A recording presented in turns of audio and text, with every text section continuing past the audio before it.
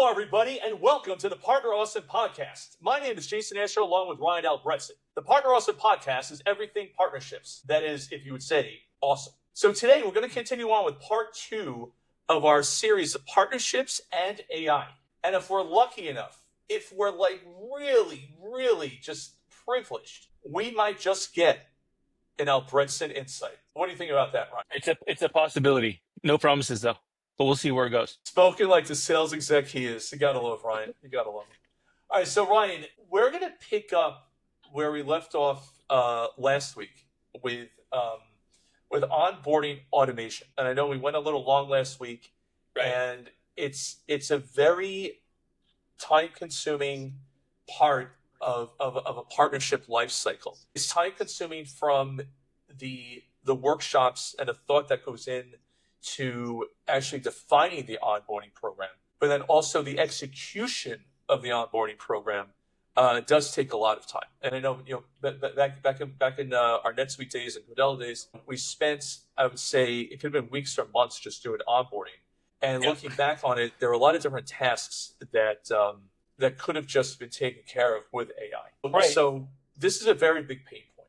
So onboarding new partners often takes weeks, if not months, right? One study found, believe it or not, 40% of businesses need at least a month to onboard a new partner. A month, okay? Now, where you live in Anaheim, right, it used to take a month for the Angels to win one baseball game. So I'm not sure AI can help out the Anaheim Angels here. But according to an IBM report, 70% of companies say their IT staff can't support the number of vendors they're trying to onboard. So forget about partners. What about just onboarding your vendors? So companies are literally overwhelmed by the process. And AI can attack this on multiple fronts. So for one, AI-powered chatbots and digital assistants do provide an interesting kind of lever that could be pulled to pull an English, high-tech expression, pulling a lever. And when in fact, instead of waiting a week for someone to answer the question, you're just going to answer immediately, like, what kind of form should I fill out? Or how do I register my leads? Or for the little stuff, it's fine. AI can also automate the drudgery of data validation, not data.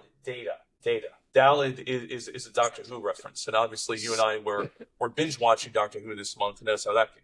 So, right. And it can flag any issues with the data. So there are interesting things that the AI can do, to kind of remove that kind of low-level operations need.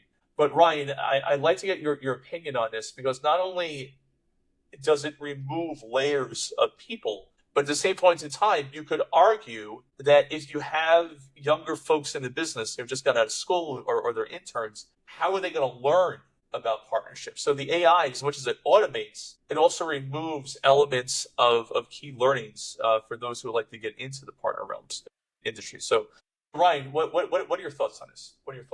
Well, it really sounds like you're giving each new partner a personal concierge, right? Without hiring this big team, this big army, right? So, I mean, we're seeing so much of this in AI automation lately. We were talking to a client recently that had a marketing team of 5 people, right?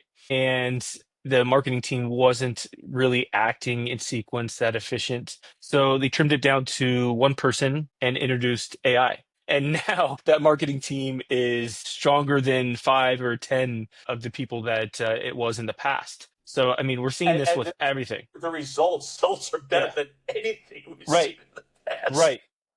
So, yeah, it's just harnessing, the automation and learning how it can help each instance of the business, right? Yeah. And what's fascinating, if we just dive into that experience that we're living through right now, what's really fascinating, is that really great managers sometimes get stuck with really poor performing teams, and it doesn't bode well for either, because they're in a spot where they need to progress and grow and get better and get further along in their career. And if you can have an A manager installed in any position in a business, but if you don't have A players under that A manager, all of a sudden that A gets brought down to a B, C, or D. And where the digital worker concept is interesting, where the AI is phenomenally interesting in this process, is that when you have an A-level partner manager or someone who's about to achieve that upper echelons of partner management, and they're schlepping along, underlings that are not as well equipped as them,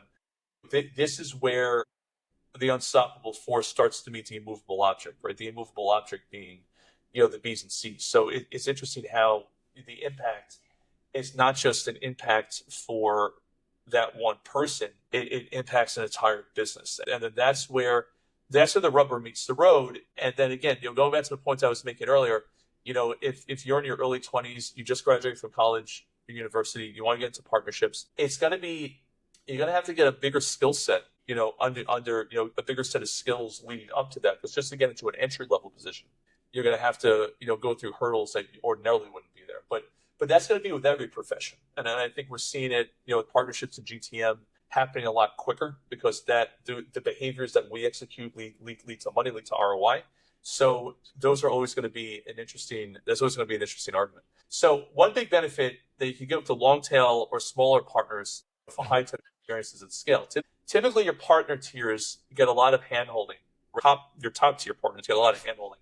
And the little guys are left with like self-service documents. I remember when I was at NetSuite, look, when we had deals to do with Capgemini and Deloitte and RSM and Explore and the bigger guys, it was all hands on deck to get that large logo signed, to get that licensing signed, and at the same time, Yeah, it makes sense. If we had a $750,000 license come in with and the partner PS was probably like a 1-2, he's talking about like $1.5 million to implement. Yeah, of course we're going to chase that all day long.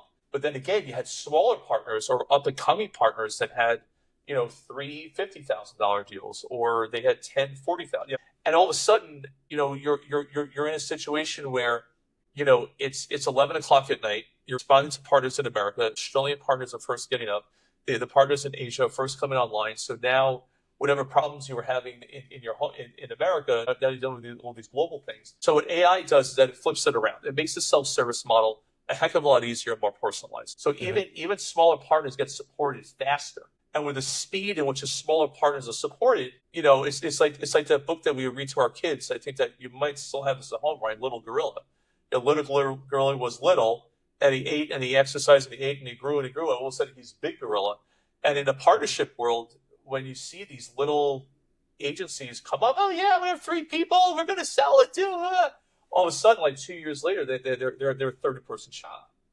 And the consequence of doing nothing is that the brain power and the talent and the care that was applied to that software supplier, that AI, that product, that endeavor, that whatever, that rhyme, by the way, that ecosystem won't be able to benefit from the talent. So now it becomes a talent issue as well. And let's not forget, onboarding includes training. AI can personalize that content, right? Recommending the right training modules, or even putting together a customized training path based on the role of market focus. And all of this reduces time to productivity, or those time to money. So your manager spends less time answering the same 20 basic questions, which speeds up the go-to-market for that partner. So there are inherent wins, even for the smaller partners in that sense, or the smaller practices to really get to the market quicker. All right, sign me up, Jason.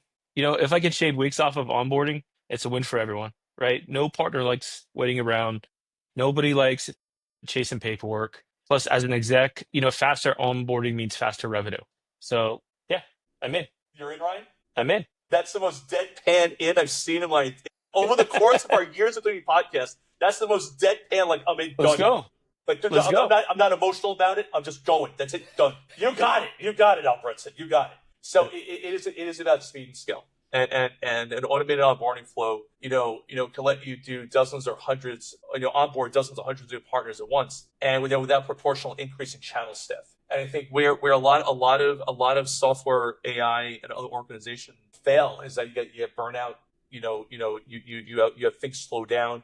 You have ebbs and flows. This actually is kind of like a production line for getting partnerships to the market, at a very efficient rate. So when that partner manager, that channel chief is sitting in the meeting and says, hey, Shimon, what's up? And like, hey, how you doing? Tell us about the onboarding this quarter. Well, we're up about 4,000%. We went from 1 to 40 partners. How do we do that, AI? What kind of AI did you use? Can't tell you because I want to keep my job. It's just absolutely incredible. It really is. Right. No, awesome. And I think we're good to stop there. Our next episode, we really want to dig into more about content generation, because all of us are using some sort of AI for content generation at this point, right? Right. So let's dig into that, and how does that coincide with what partnerships are all about. Yeah. And for that upcoming episode, to give you a preview, we're going to have we're going to go all in with Google Lens. We're going to go into deep research. We're going to go into Whisk. We're going to go into text generation, video generation, what tools you should use. We're very big fans of Riverside FM. So there's a lot of really interesting things we can do with content generation. But to wrap up the onboarding, if you're watching this as a partner manager and you're like, where do I begin? Where do I begin with the onboarding? The best thing to do, of course, would be to call us. We'd be more than happy to talk to you about how we can help you out. We are partner awesome, by the way. But a great place to start would be a whiteboard and just look at your entire flow, start to finish. Look at where you're repeating tasks. Go through all of your logs and see where the most questions are being asked. Go through your emails, your WhatsApps, your chats. See what questions are coming up from internal teams, from internal people, and then start to document that. And at NetSuite, when we scaled the commerce agency program from influencing $144,000 a year to over $30 million by the time I left in 19, the way that we did it is that I sat and looked at logs. I looked at logs for hours and hours and hours, whether it was product development, support, enhancement, escalation, where are the queues. And the other really big win here, it's not just the onboarding win, but it's also operationally with support, right? And what a lot of organizations need to understand is that the smoother the onboarding, the quicker that prospective partner gets replied to, and the better the documentation is, right? When that partner is let out into the market, the less they're going to have major escalations.